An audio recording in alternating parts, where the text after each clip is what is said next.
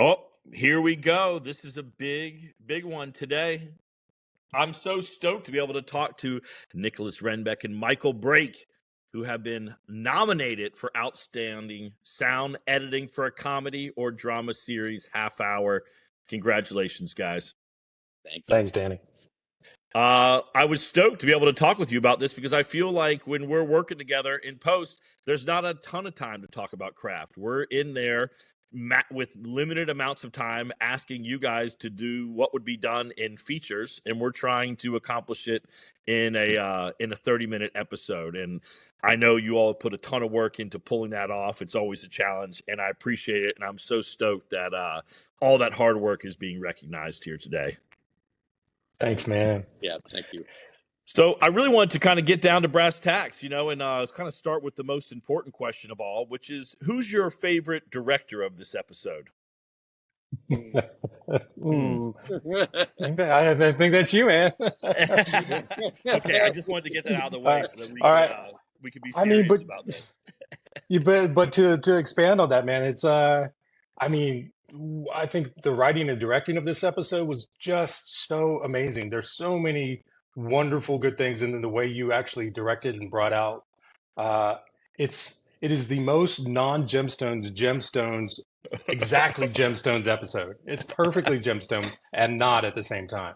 It's so good, man. And it looks like it's that beautiful thing that you do as a director of gemstones. The cinematography is just killer. The wardrobe department was probably like, what? We have to do what? Switch up all this fun Baby Billy stuff and Jesse Gemstone stuff for, Civil War costumes. And they did a great job. Thank you. And the stunt, you guys, it's amazing. You guys crushed it. And, what's interesting is bringing up the costumes, bringing up stunts, like some of the other people who were recognized, everybody was tasked with the same thing that you all were ultimately tasked with, which is we've fallen into a rhythm of how you make the show, what's to be expected of you creatively and what the tone is. And then starting with an episode like the Civil War episode, I know how that influenced, hair and makeup and costumes, but I was curious if doing a period piece, does that influence how you guys work? Did it make the workflow different than what's normally asked of you? Yeah. It's interesting. I would say over 3 seasons of doing the show, I had a sound sandbox that I would play in for for Gemstones. And of course, every episode you were throwing something new at us, locusts or monster trucks or something. So there's always something new, but there was sort of a feel and a way to going about it. And then here with this one, and getting the phone call from, early on saying, hey, it's going to be different. Justin calling me up and saying, so Danny's giving you marching orders. It's cinematic. Let's go. And sitting down, it was in an interesting way freeing for me that it's like, okay, I can look at this with sort of fresh eyes. And all those locations that we were always going back to, nope, they're all gone. How are we going to go with this? What's going to be the thing? And so, well, we don't have any electronics. We don't have any modern era stuff. We have bugs, we have birds, we have nature, and human voices, and so that became my new sandbox. And I kind of nerded out here, and I'll tell you that I went online and started looking at what are the insects and what are the birds that are specific to the southeast of North America, and then I went and bought those sounds. And then I'm going to put them in. I'm going to put them in all over the place. Wow, that's awesome. I had no idea that you had gone that deep on that. That's incredible. Yeah, some person that's a birder will go listen and go, well, put in the comments, well, that's not, you messed up there and messed up there. But I tried. That was Michael Brake who did that. Michael Brake was the one who left those comments. There you go. Music is music. And that's, a guy playing a snare in a marching band, not that different than the drummer sitting on the stage at the Gemstones megachurch.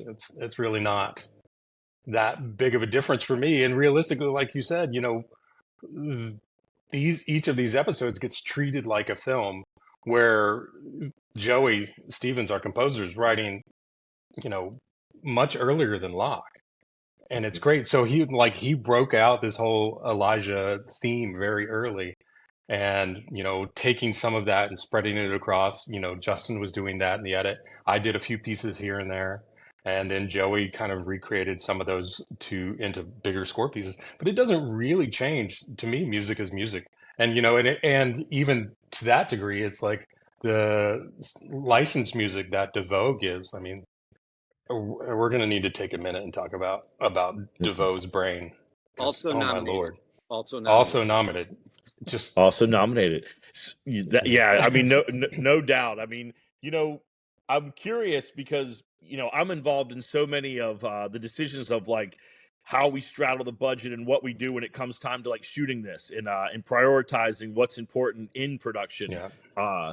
But I know that you all have to kind of make those same sort of allotments and thought process in post, because like the same in post, it's like, what you guys are normally asked to probably do in a 30-minute comedy is probably this. We're asking a lot different of you. There's like, this isn't just people talking and cracking jokes. It's like there's, monster trucks and there's wave pools and there's Civil War battles. There's all these things that are outside of what would normally be anticipated to work on. And I know in production, it seems like time is always what we need. Like we'll have the budget and the schedule of a comedy, but then we'll be trying to pull off, action sequences that, we don't have enough time for. So we're always trying to prioritize our time to pull off this. What do you guys find that what you have to prioritize to sort of like thread that needle and, get the work done in the amount of time, but ultimately being asked to do way more than would usually be anticipated with something like this? I'm grateful that this episode came first in the season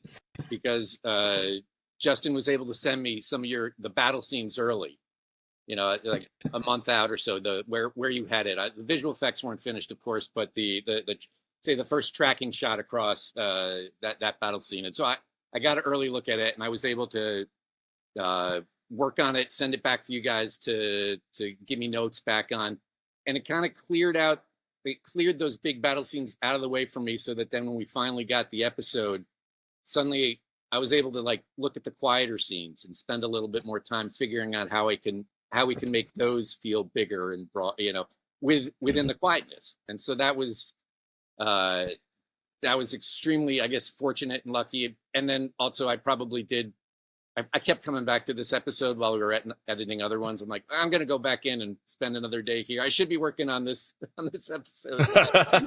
You pull your resources. I've got the rest of the crew's working hard on that. I was like, I'm going to go spend a little bit more time here on this episode. I'm going to go put the Union soldiers behind us on the battle scene with the listeners coming in and whatnot. So. So I probably cheated some of your later episodes a little. I appreciate it. You knew where the priorities were. Work on the one that's going to get you nominated. Totally. Yeah. Michael, you said before. Yeah. What do you think? I mean, it's like, does it with music and stuff? Does it? Do you find yourself up against the gun more than you would be on a normal 30-minute show, or does it feel about the same?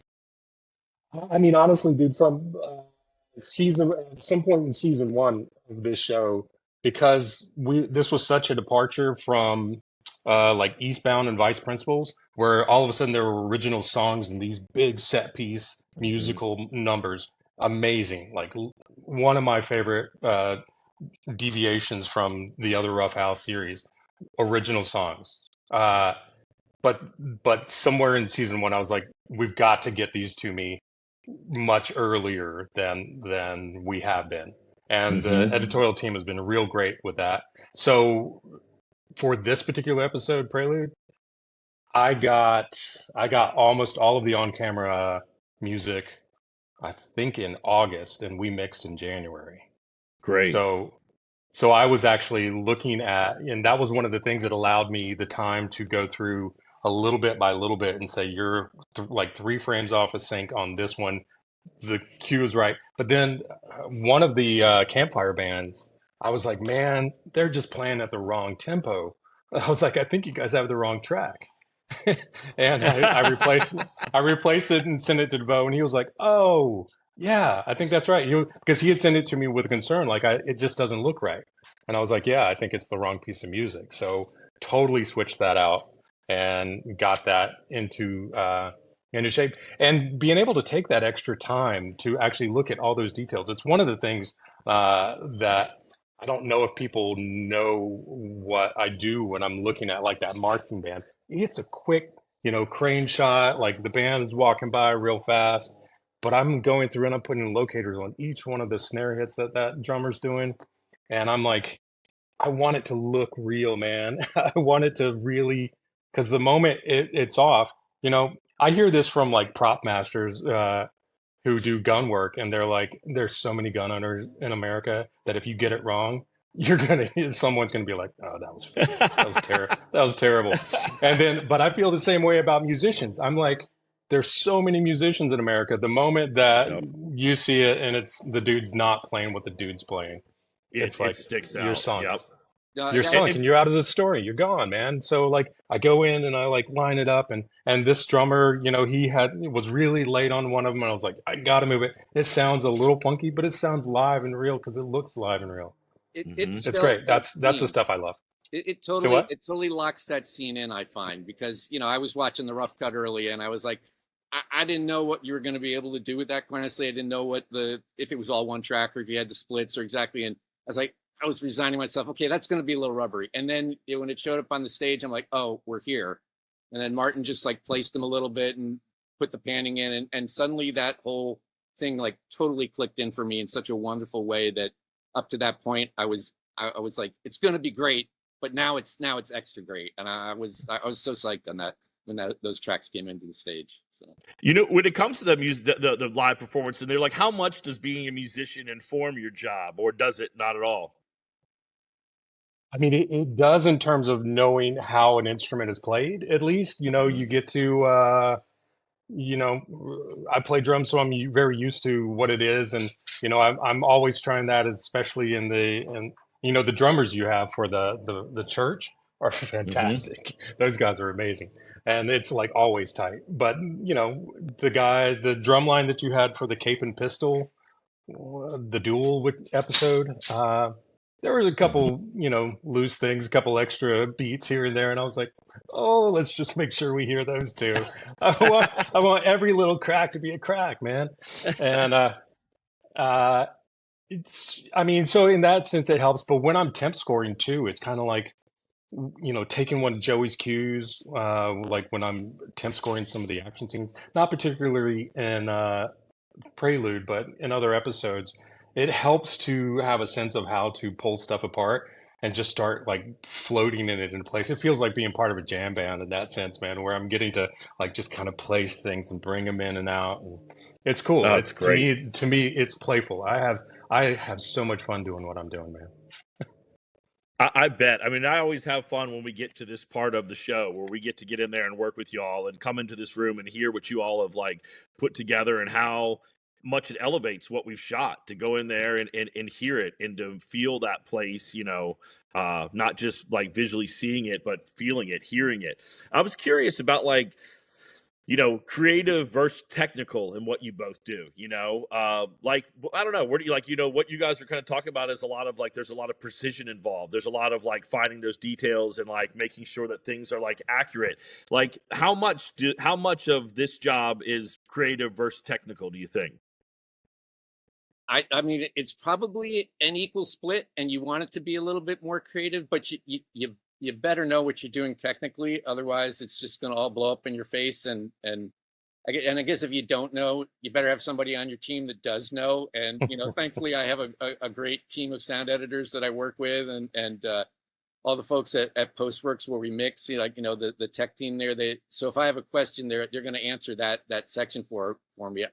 Looking at your production track, Alexis Zimmerman is our dialogue editor, and I know you and Justin spend a lot of time in the editing room choosing performances, and I think you're cutting a lot based on, so you don't have to do looping, and you're finding that. But then when it gets to us, Alexis is able to take it that next step and clean up. I feel like almost everything. Like the amount of looping of principal actors that we did this season was incredibly low. There's none in this first episode. Mm-hmm. So then the creative process, at least for our ADR editor Deborah Wallach, then becomes the group and what we can add. And then on this one, we spent a lot of time with the group trying to place those voices in the background to give a life to the camp, to try and have the errant voice pop in or out, or that the injured soldier on the table. So there was definitely that aspect of being good technically, helping you creatively, and for on my side of things, on the sound effects and sound design side of things, we started out season one. At that point, it was a 5:1 mix for HBO at that point, and then they switched over and said, okay, we're going Atmos now at this point, and so suddenly I have to like learn how that works, and now we're several seasons into it and sort of figured it out. But I've tried to make the most of that, that array of speakers and way to move the sound around on this episode more than any other. And like I said, that opening battle scene, that tracking shot that you guys did, just really trying to figure out how do we let us know that the Union Army is behind us. And I know when we were mixing, we were like, let's push these explode, these cannons firing from the back and really sell the front and back. And we spent a lot of time before you got in there. I was working on it, and then you brought it in and go, can't wait, here, do this, and here, and bring this one up. And I think what we ended up getting out of that was really fantastic. And so knowing your technology and then being able to implement on it expanded the creative process on this episode a lot. So. I mean, for me, it's mainly technical, especially the on-camera stuff, because that's just got to be right. Where I get to be creative is temp scoring, and like I said, taking some of Joey's stuff and kind of breaking it out. And we kept a couple of the pieces of the temp score that I did, but it was based on the piece that Joey had written for Elijah, and it was just like the kind of really stripped down, drum and string thing right at when he's, what's the guy's name? Ned Rollins, when he's putting Ned Rollins in the coffin, just really looking for that quieter sense of it. It's night, and how to strip that piece apart and build it into it and build some, nice rests into it. And that was, that's where I get to have fun is with the score. And, having a little fun with the songs. The songs, Justin, our editor, did a great job, like with the song edits. But I wanted to kind of change the ending of one of them to make it a little cleaner and a little, I think it was the Waylon song that just really, I wanted it to have this longer, tail end that really gets into that guitar. And yeah, so that's where my creative side is. It tends to pale once we get to the final, because that's where the technical side needs to be tight. And that's where, I pull that in. Thinking about the what you were saying, Michael, about the spacing or how, and basically the pacing of how you guys edited at this. I was thinking about that opening, or the shot when we're walking through the woods with the marching band. You guys have, like, I counted like 12 shots, varying degrees of perspective. Nobody's talking. We're with the band, we're with the army, and that was sort of a luxury to sort of like place us in that environment and really like poke out the woodpecker that's coming in, the feet of the soldiers, the band coming by, and what you chose to shoot, how you chose to edit it, this episode allowed for us to have more quiet spots, more nuanced spots in the editing and what we chose to put in terms of the sound, and it's really special. I mean, I just kudos to you and the whole production team and the pre-production planning it out, because it was a joy when it showed up in front of me. I'm like, oh, okay, truly, I better not mess up on this one. Oh, that's great. We got so lucky with that one, and so many talented people, and everybody just showed up for that one, which was great. I love how you guys kind of keep referencing Joey's score. Like, I think Joey's score is so incredible, and the work he's done over all 4 seasons was just awesome. And like you were saying earlier, you guys would get a hold of that score, at least sketches of the score, pretty early. And that was always something I would push every season with Joey, is because I kind of feel like his music, we'll jump between a lot of different tones in the course of an episode, whether it's comedic or gets scary or all of a sudden it's supposed to be serious.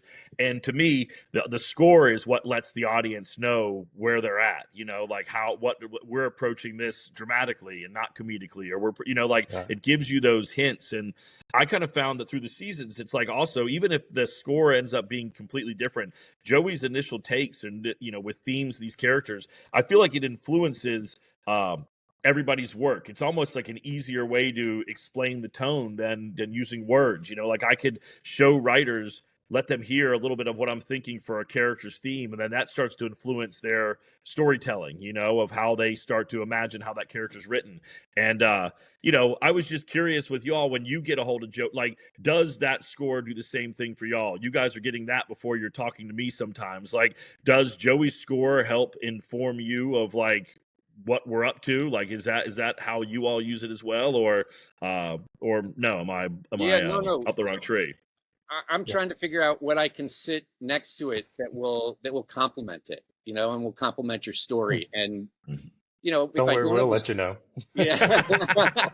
If I don't have the score, then I'm gonna build it all out. It's gonna be big. It's like every footstep's heard. Every car by is there, and a lot of times that's not needed. And seeing what he's doing thematically, or what instrumentation he's putting in, I can say, okay, none of this is needed here, but this low car by here adds something, or this particular door closer, or some sound that can ride with it and point us in the direction of what you're trying to do. And I'll jump back to this example in the pilot episode where you're in your car and you're driving. Your character's driving to the parking lot to meet the guys in their ratty red van that's all beat to crap. And I looked at that van and I said, all right, that van's out of tune. It's not had a tune up in years, and it's got a fan belt that's going to squeak.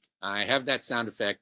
I've been looking for a place to use that sound effect. I'm going to put it in. And every time it steps on the accelerator, it's going to screech horribly, and it becomes a part of the character in there, and it rides with the music. It doesn't fight the music at all. And then when you're in the car and you have a shot of you watching him do donuts around you, and that screeching sound helps the comedy, doesn't get in the way of the score, and it's a nice place where we're all working together. And so I think without the score, I probably might have made a different choice. But with the score, knowing where he's sitting, how you're going with it, it all seemed to fall together in that regard. So that was a lot of fun. And it's a great, if we don't have a chance to talk to you, it's a great way to kind of feel where we should be going. And my stuff always sounds better next to him. So, I appreciate all his my stuff too.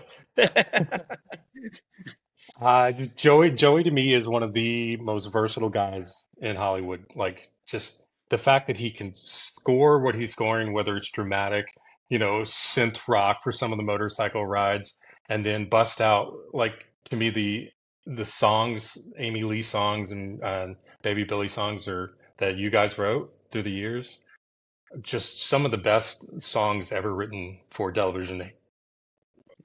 Hands I agree. down. And his ability to create character themes is, I think, what you're talking to with Elijah, with this theme that he created. We reference it every now and then throughout the fourth season, when we come back to the Golden Bible as it has moved into the present day. And to kind of harken back to the start with Elijah, and that to me, it's so smart the way he does that. But we also have these themes for Eli, this quiet piano theme, generally when he's reflective of his time with Amy Lee. And we've harkened back several times through the seasons. I think we brought that in in episode 1 or maybe 2 or 3. But this particular episode, Prelude, the way we end it, when Elijah finally opens the Bible and starts reading, to me, I was like, the first time I kind of got a sense of it, I was like, "Ooh, I know what would work." And then it started to creep in because the editor had already started to do that. And I was like, that's it. It is that theme of the Gemstones, and it's just the solo organ version of it from episode, I think, 109, And Mm-hmm. it's just like, and then we hit the credits, and it's the full-blown version from the scene with the donutting red van. Mm-hmm. Jesus loves the Yep. gemstones. Yep. That big, massive, dramatic. That that to me, building that organ is how we are ramping into that present day. Totally. For the next episode, it was one of the smartest, best uses of that theme that I think we could have done, and it is, to me, it's Joey having built that all the way back, and that was episode 101, and here we Mm-hmm. are in 401, hammering, using it to bring us right back into the world of Eli and Jesse, and it's perfect. I It love worked Joey's great. score. Yeah. It worked great. I'm just curious. So, that's how you guys obviously work with score and with our composer. I was curious about like what the workflow is like with our editors. With like Justin is sort of my right hand man in post, and he edited the pilot and he understands the show tonally, and and just what the rules are that we've established for how we cut this. What's y'all's workflow with Justin? Uh, well, you'll normally, not this episode aside, normally you guys will lock an episode or be close to locking, and you'll turn it over to the sound department, and we'll start ingesting it and getting it ready and sending it out to the crew. But and I'll have a spotting session with Justin, and we'll go through and we'll look carefully. And he, as you said, he knows what you're thinking. And as we're ramping, watching through the episode, and I'll stop and go, what about this? Do we want to hit this moment? Do we want to push this sort of thing? And he's been a great guiding hand, saying, okay, no, this is not important to spend your time on. Let's pick your battles and let's move. This is important. Spend your time here. And that allowed me to like probably get a better sounding episode than if I was all over the place. So that's I'm really appreciative of the time that he spends.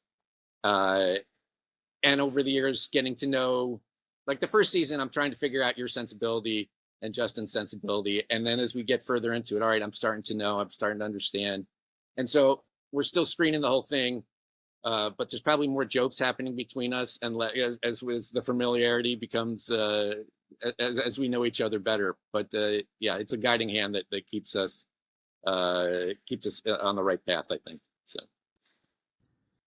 But me working with Justin and the editorial team, it is just like back and forth for months before we get to lock. Basically, I think I'd mentioned earlier, we've kind of set a bit of a directive, like if there's on-camera music, unless it's just like dropped in, it's perfectly synced, there's not an edit to be had, they send it to me to look at long before, whether to sign off or say, hey man, you need to kind of give a little space, add 3 frames, because you're off the beat, and I'll send back the edit and just say adjust picture to that. Which is great because there were a couple things in the Amy Lee when they were in the studio this year that had to get truncated, and how do you take that song for the section that you want, and how do you end it up the way you want it to as well. Mm-hmm. And so, I got to build a bit of a little complex little end.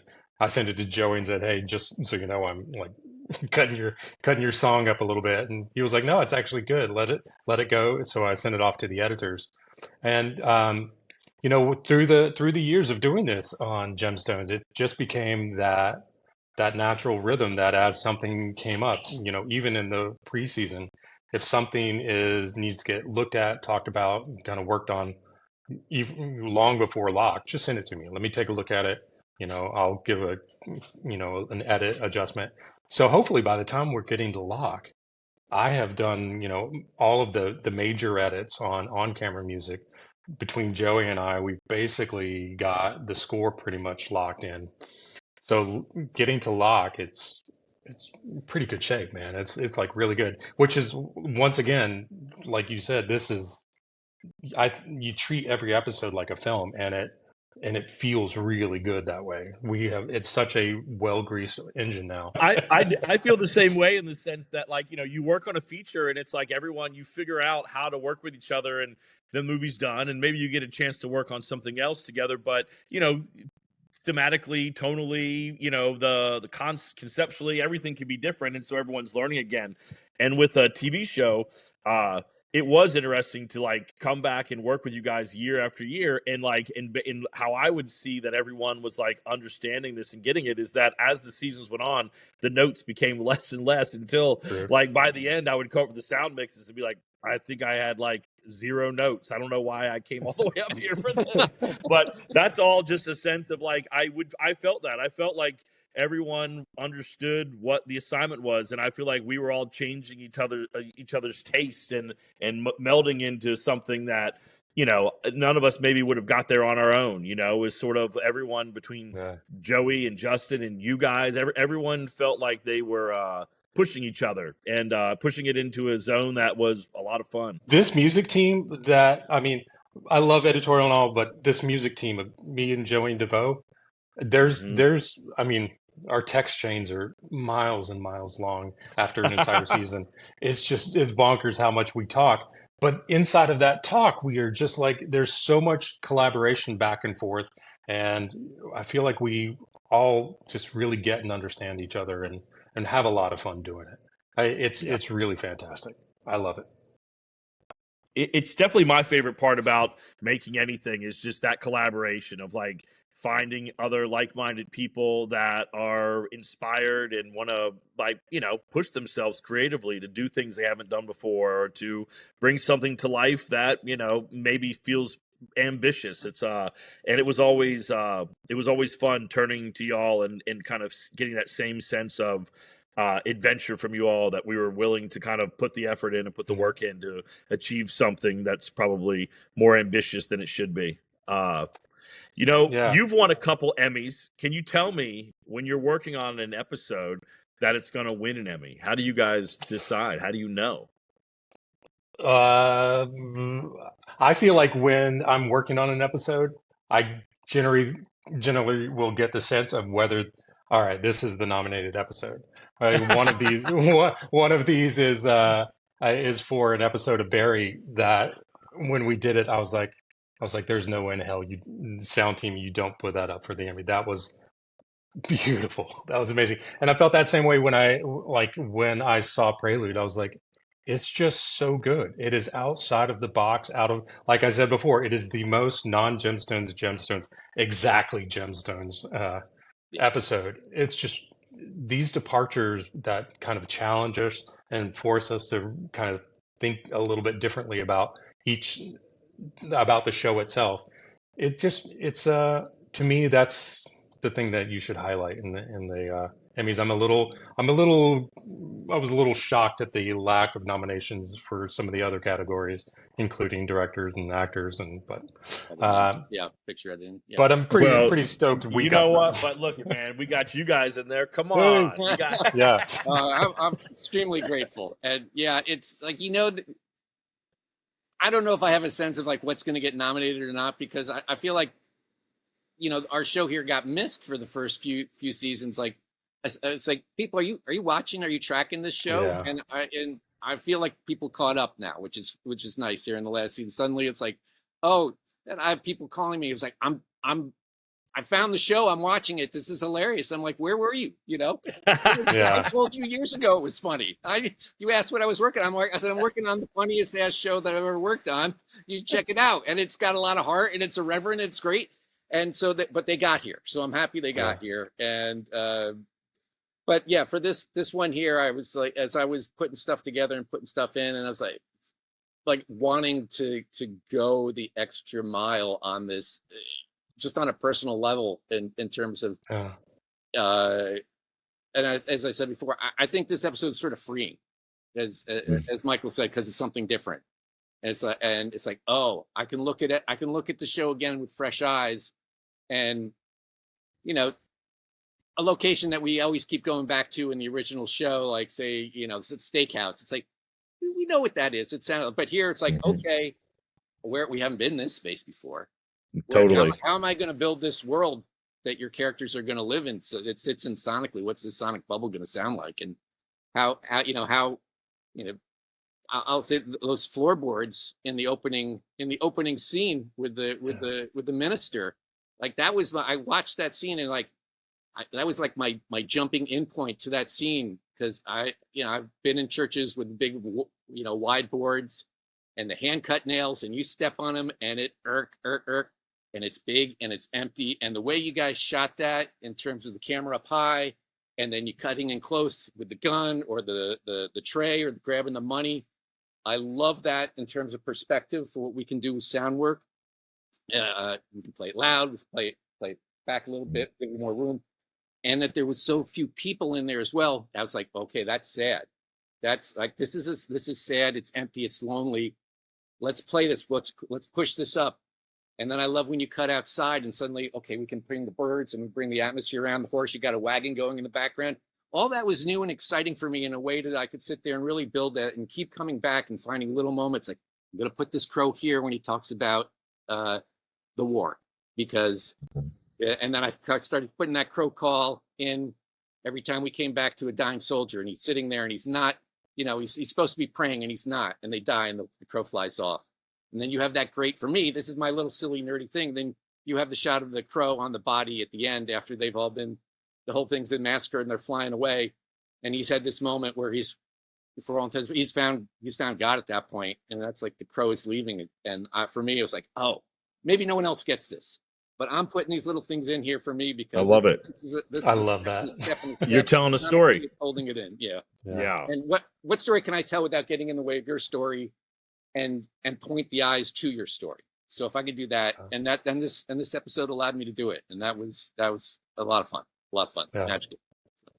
If I can just take a minute, I'd like to highlight how beautiful the mixes that Martin and Nick pull together are at the end. I mean, we're talking about like music and sound effects, and we do our job somewhat separately, and then we bring them together. And it is only through the magic of those two guys that these things meld so beautifully as they do. Totally. Really delicious mixes. Martin's our unsung hero on the sound editing thing, because everything, all the dialogue we bring to him, and then your music tracks. Yeah, I can sit over the side, play with my sound effects, and mix those things. But he's making sure all the words are heard correctly, and making it. So yeah, he's a pleasure to sit by and work with, and he's gleeful in his excitement every day. Totally. I'm sure you realize when he's in there. He's so happiest guy. Yeah. What you might have already answered this, but I was just curious of like, what was your most satisfying sound moment in this episode, and maybe even of the series? Like, what's the one thing that kind of sticks out to you when you go through everything you were tasked with pulling off? Well, right when the first shot to the last shot, everything between. Look, I mean, I'm really happy with our two battle scenes and the walking of the soldiers through the woods. I think we really kind of hit it out of the park on that, and the work that Michael did making those musical instruments. Those two sequences for me were a huge amount of fun, and totally satisfying. But this is the one that was probably at the same time also the most challenging, and it's going to sound weird, but when Bradley Cooper is giving the prayer to the soldiers, and we've got the wind in the trees and the grass, and the Union soldiers in the background a little bit, and trying to figure out where that all falls away, and we just go into Bradley's voice and the way that you shot it, and the way Justin edited it, where we're tight on him for a little bit, and trying to figure out where that goes. That all sets aside. We're just with him, and then you had to do this pan up, and we kind of see the trees behind as we're ending. And okay, then now the more wind's coming back, the birds are coming back, the music comes in at that point.